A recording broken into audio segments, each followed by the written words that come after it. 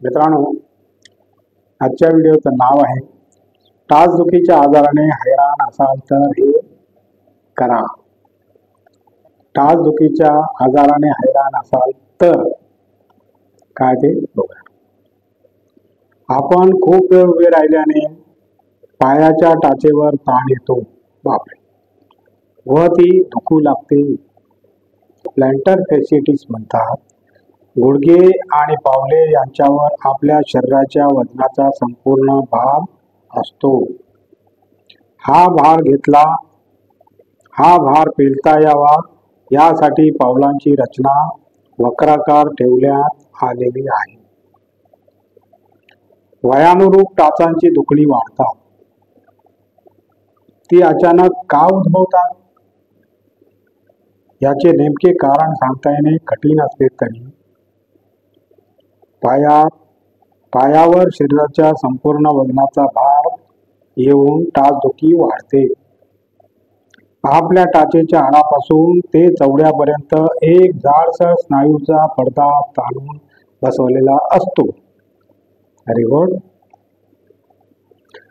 त्यालाच प्लॅंटर फेशिया असे म्हणतात. या फेशियाकडून स्प्रिंग सारखे काम होत असते. Very good. शरीराच्या पावलांवर पडणारा भार हलका होण्यास यामुळे मदत होते. Very good. चालताना पावलांची वेडीवाकडी होणारी हालचाल ही यामुळे सुलभ होते. Very good. असे असले तरी त्या स्नायूच्या भार पेलण्यावर टाचेच्या काही मर्यादा असतात. Very good. टाचेवर सातत्याने अधिक भार पडला वा दाब येत राहिला किंवा काही कारणाने त्याला इजा झाली तर या स्नायूच्या टाचेच्या बाजूच्या भागाला सूज येऊ लागते.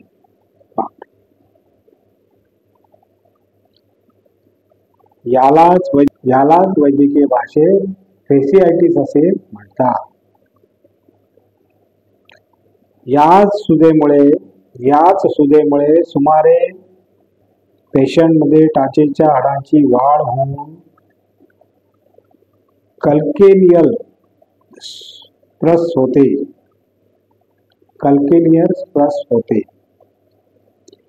अनेकदा पेशंटच्या टाचेच्या आतील बाजूला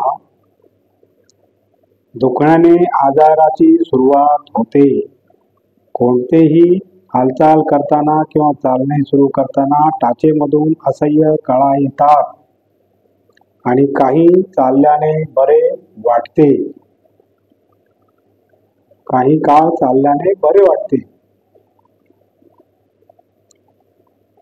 यावर वेळीच उपचार न केल्यास पूर्ण टाच दुखणे, पुढे चवण्यावर दुखत राहणे, घोट्याला मागील भागाला रग लागणे, घोट्याच्या मागील भागाला रग लागणे हा त्रास बळावतो.